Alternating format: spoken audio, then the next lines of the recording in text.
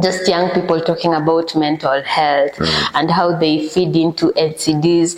Juu manze, once mental health yako haiko poa, hapo ndo utafikiria kutei, hapo ndo utafikiria kutafutana na mangwai na matap, hapo ndo utaanza either unakula sana ama haukuli kabisa, na inakupredispose kupata vitu kama diabetes na vitu kama hizo.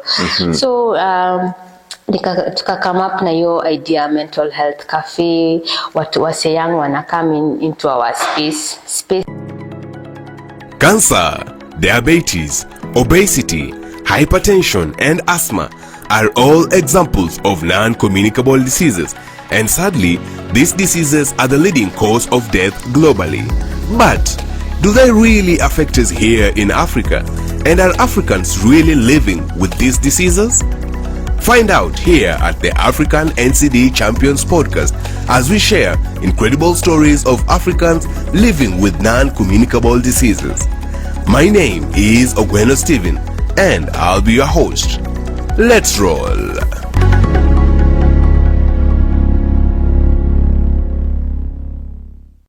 Welcome to the second part of this conversation, where we are still talking about mental health, especially in the context of the Young Health Program, a program implemented by Plan International in Kenya, funded by the AstraZeneca. In this part two, we'll be looking at other stories that Marlene has had in her work as a peer educator, and especially championing mental health within the Young Health Program. And without further ado, again, give us a quick introduction to yourself, tueleze nani, kilifikaje hapa, and give us some more information. Mimi naitwa Marlene. Nimefika hapa na cab.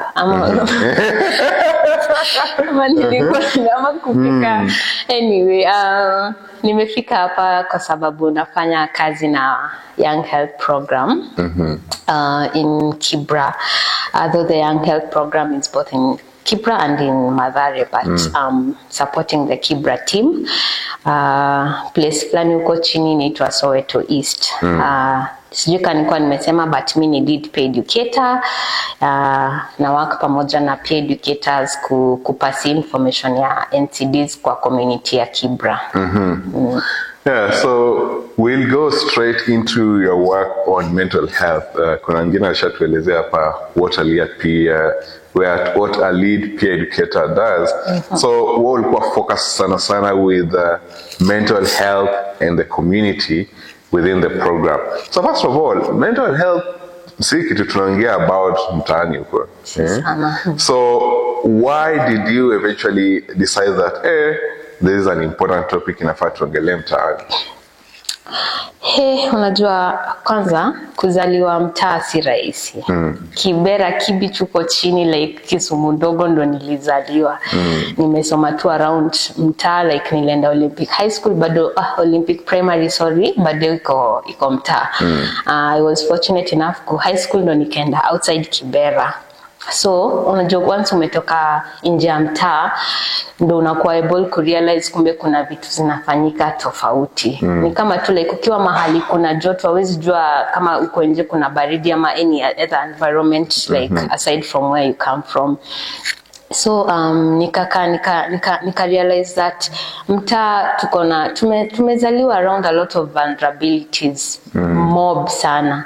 Like kuna hiyo early exposure to kuna drugs, kuna hiyo like early pregnancies, and then wazazi wetu being that ni walala hoi, like kila saa ni kutoka kutafuta, hawana time ya kukana kuongelesha ati wa young people about mental health, ati unafeel aje mali na mavitu kama hizo. But personally sasa ile kitu ilifanyanga ini hit vizuri ni wakati nilipoteza mapero wangu nikiwa high school. Yo manze nilikuwa najifungia kwa room nalia like yani yote ndo kitu nilikuwa najua tu ya ku ease pain yangu. Asingesema ati familia yangu ilikuwa able ku avoid ati therapy, ati nitatoka hapo nipeleke therapy, ati mnakopa, ati how are you feeling. Hiyo iko kwa budget utanunua unga na obambula ama utapelekwa therapy, vitu kama hizo mtaa haziko sana. So yani nili have ku get through life alone, like you have to figure life out by yourself. And then pia watu around you pia wana deal na issues zao, so hakuna mtu mwenye ako hapo kukusikiza na all that. So wakati YHP ili come about na ilikuwa inaongelelea NCDs, kwanza nakumbuka hiyo time venye mapero alidai, so mimi kazi yangu ilikuwa ngatu kulia, hata sikuli. Nakwambia niliisha sema kilo ilienda kidogo tu hivi ninge evaporate. Nakumbuka brother wangu alikuwa ananiambia place inafika itakuwa inabidi umetembea na mawe kwa mfuko. Juu pepo tu ile mzuri inaweza kubeba. Imagine sasa huyo ndio mtu anafaa kukusupport tu. Wewe unafaa uongee na anakuambia wewe weka tu mawe kwa mfuko upepo isikupeleke. So IHP venye ilikam na ika create opportunity just young people talking about mental health and how they feed into NCDs. Juu manze once mental health yako haiko poa, hapo ndo utafikiria kutei, hapo ndo utafikiria kutafutana na mangwai na matap, hapo ndo utaanza either unakula sana ama haukuli kabisa, na inakupredispose kupata vitu kama diabetes na vitu kama hizo.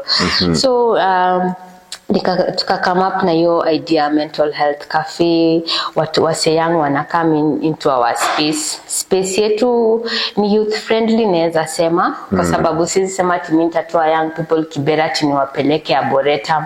Hapana, tunatafuta tu solutions zetu hapo. So wakikame in kwa ofisi tunakuwa na hizo conversations, tunashare, tuko like manze jana mvua ilinyesha huko chini ikabeba maji na ikaenda na wase ikabeba wase, like ni mnafeel aje juu hiyo story. Ama jana walitupatia gas kwa nyumba ika affect watu, like unaona vitu kama hizo. And then tunakuwa able to come up with our own solutions, because saa zingine organizations itakame yes zinataka kutusupport, but inaanza na wewe. Lazima wewe mwenyewe ukubali. Ogweno kutoka hapa uende home, lazima wewe mwenyewe make your effort, ushuke utafute kama ni kabu ingi, unaona. So hizo hawezi kuja kubebwa tu ati uko home direct, lazima utembee kwa stage. Exactly. Usimame hapo ungoje gari. So vitu kama hizo. So hiyo inasaidia tu young people first of all kwanza hata ni kuongea, kwa sababu kitu ngumu sana na hata kuanza kuseek support ni kuongea tu juu hiyo shida yako. So once they are able to just start that conversation, then hiyo ni a step towards supporting them to have like better mental health and all that. Yeah. Very nice. So ukiwa uko mtaani and when you're speaking to young people about mental health, what are some of your key highlights? Like Juliana, in my 9 years in the program, this is the one or two things that zimenifanyikia in my work in mental health zenye siwezi kusahau. Wewe ni mob. Naweza sema ni chungu mzima, lakini nitasema tu zile zitakuja top of my head zenye naweza sema hizi ni kama top 3. Kwanza ni the fact that hiyo awareness ilikuwa created. Watu wakajua manze si kila saa ni kuongelea story ya ball ama story ya manguna kwa base venye wamejibeba na vitu kama hizo. Pia tu kuongelelea tu venye wana feel tu na kusema manze jo leo mimi nimeamka tu na si feel hata kuongelesha mse. Ama leo tu nimeamka tu na nilikuwa na feel kama nataka tu kujinyuria. Ni unaona aje vitu kama hizo. So the fact that young people wame embrace kuongelelea juu issues zao kwanza, hiyo ni highlight number 1.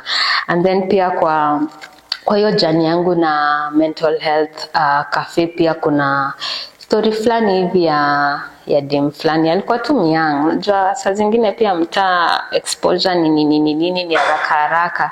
Nyumba zetu ni ndogo, nalala pale, mzazi analala pale, ni shughuli wakipiga usiku pia wewe hata wewe unasikia so wewe unasikia, and then kesho unataka kwenda kufanya prako, inakufanya tu unakuwa haraka kwa maisha. So akajipata manzi yako na ball, hakuna venye anaweza sort story juu boy asharuka na doa na situation. So akakampale kwa ofisi yetu, akanielezea kwanza alikuja kako chini kweli.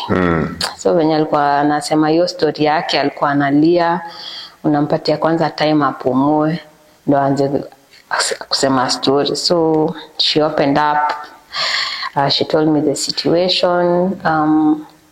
I can't say ati nimesoma ati juu ya counseling nini but ile two basic skills zenye niko nayo that particular time yenye naweza saidia nika able ku offer. Na pia unajua saa zingine hawezi tu kula story, lazima pia go a step further kusupport mseju. Ni dema anaweza toka hapa na kesho upate disco matanga yake kwa barabara, cha ndani ya besheni anachangiwa. Alikunywa poison or something of the sort. So I was able to, with the support of course of my team ya YHP, we were able to support this lady. Akapata do at least ya kumweka fiti kiasi, akapata nguo za mtoi, and then the same to wake ako fiti, she's happy, she was able to get something to do to generate income for herself. And I'm just happy. Na ni mob sana. Hata kuna boy flani uko anatoka huko Undugu. Undugu ni base nyingine Kibra, yani ni ya Madrid. Nasema kumbe hata si undugu. Undugu yao inaletwa na senye wanakutana pass ndio inawaleta pamoja. I think ndio maana inaitwa undugu. So huko unaweza pita 7, mse ni zombie, like literally ameka matap ametupa rada kabisa. So this guy siku moja tu in one of our programs came, our activities, community dialogue, and I noticed that alikuwa kwa session ako withdrawn, like ha participate nini, and you can see that hayuko poa.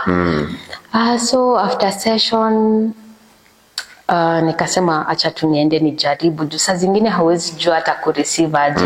Wenye tu nilikuwa nimemention, saa zingine si rahisi kuongelelea hizo stories, ama msee anaona like you're getting too much into their space. But nikasema kufa gari kufa dereva, acha tu nijaribu. So I went and I was like, hi, uko poa, like uko sawa, nimeona uko session lakini haujaongea, hujasema anything, like kuna kitu nakusumbua? Akaniangalia kwanza for a minute or two. Akasema but tunaweza bonga hapo nje. Nikamwambia tukasonga hapo nje. Your wish is my command. Bora uko fiti, tukasonga hapo nje. Ndo akanishow venye life yake tu haijakuwa fiti. Brother yake alichomwa mob. Na pia kuna venye wanajaribu kumlink.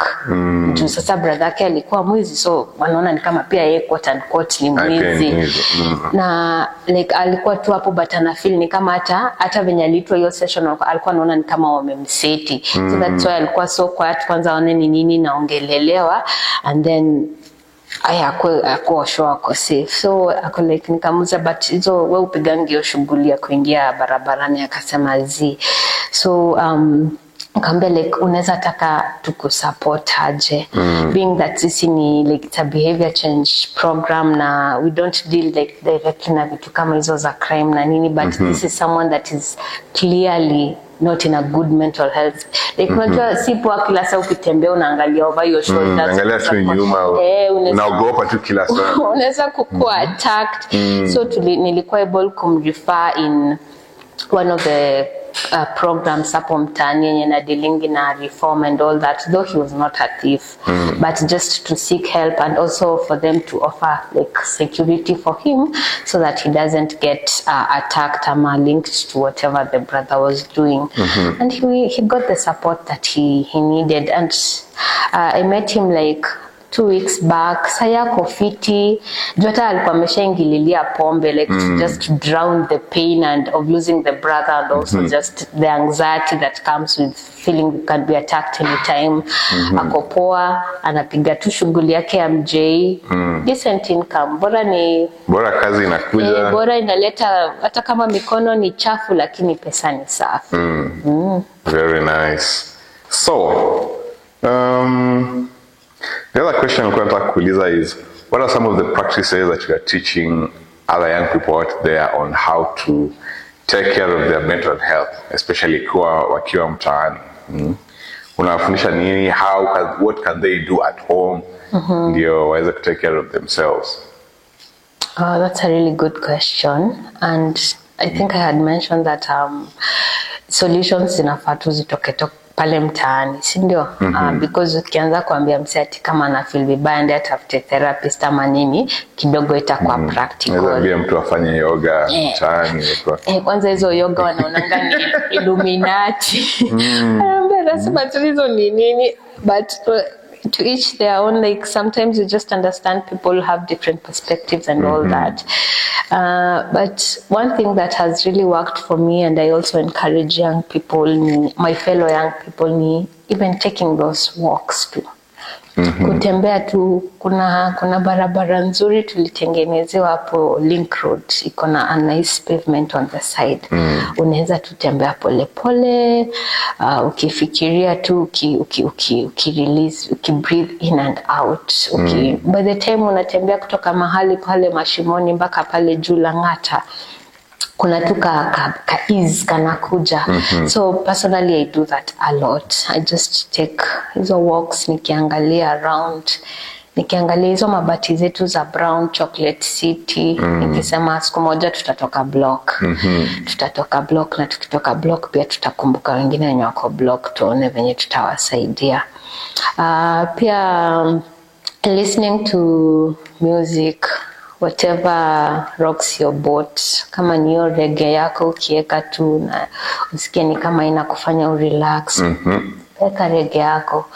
Kama ni rumba, eka rumba yako. If you can even be in a position to dance, we dance too. Your steam inatokanga pole pole. Pia kama uko na marafiki unaweza waongelesha na unawatrust. Juu pia saa zingine mtaa news zo fly. So ukiongea na the wrong person unaweza choma. Ukiongea tu na the village radio, like before jioni ifike news imetoka this end ya Kibera imefika that end. But kama kuna huyo msee mwenye una trust na unaweza muongelesha, waongea tu naye. Pia kama hata kulia inakusaidianga. Pia mimi kulia hiyo hunisaidia sana. Nasemanga nalia nikiomba.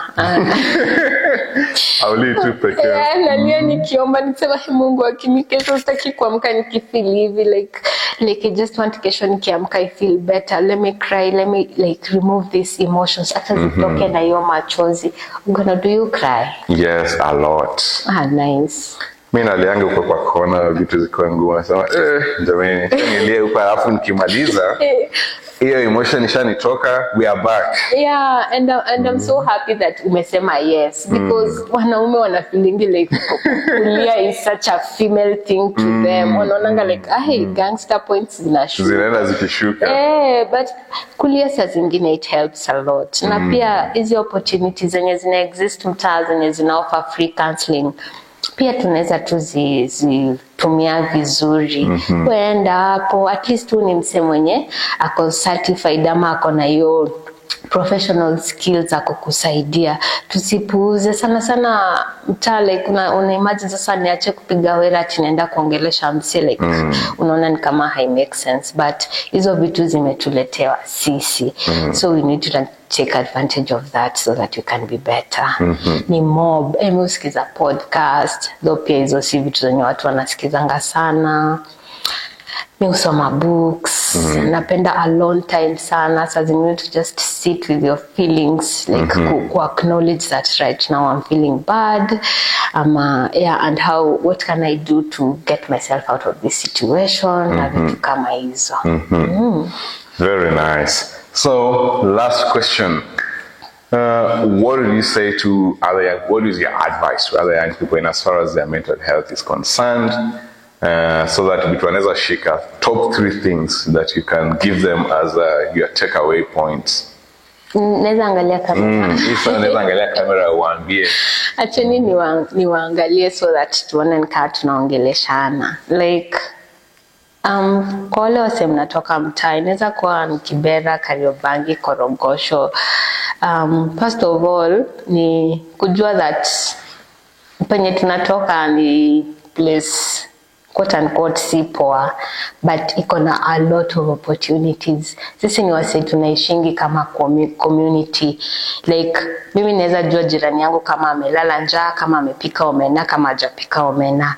And that is the same thing yenye pia tunafaa kuembrace hata wakati wenye hatu feel poa. Tunatafuta hiyo community. And mimi na appreciating mtaa kuna vitu kama football, maboy huenda wanacheza futa nini, na pia kwa hizo games wanaongeleshana na vitu kama hizo. So pia wakati opportunity kama hiyo ina come about, usiache kupite, enda kana wase, piga nduru. Hata unaweza kuwa unapiga nduru juu ya stress na udanganya tu ni juu ya bao, no one will know. And at the end of the day, wakati unarudi home, unaingia kwa hiyo nyumba yako, hata kama ni ya mabati ama ni ya matope, utakuwa una feel poa. Kitu ingine ni body zetu, especially when you are young ama wakati tuna go through a lot of stress. Nilisoma mahali that body yako ita react ni kama venye wewe ni mgonjwa, ina release hizo antibodies ku fight na hizo stress, na in that process pia ina tamper na the healthy cells. So unapata wakati zime stress imekutwanga msee uko 25 na unakaa uko 35, aje hapo ndo pia unaingililia sijui madre, sijui unaingililia matap na ile tu steam ya dakika moja, but in the long run inakuhurt. Ukiwa na stress ama ukifeel that hauko fiti, tafuta a better option. Hizo madre ni temporary tu, na at the end of the day ni sisi na to hurt. Like tumechoka kuchanga disco matanga kwa barabara kila siku, wase haibambi. Kama ni kitu tunaweza stop, acha tu stop. Na kujinyuria si solution. Unaacha nyuma wase wana hurt juu yani uliamua tu wacha uache unga. You can still get through it. Hata hiyo itapita tu. Si ni wase tumezaliwa mtatu kwa na ukakamavu, so hakuna kitu itakulemea. Wait after to help. There's always help around you. Kibera ni community, and so are other communities. Seek help and you'll find it. Asanteni. And there we have it. Thank you very much for joining us, for sharing to pair story. And with that, we'll see you on the next one. Now that was incredible. Thank you for listening in. Share this with your networks and follow us on all social media at Storylink and at NCD Champions. See you on the next one.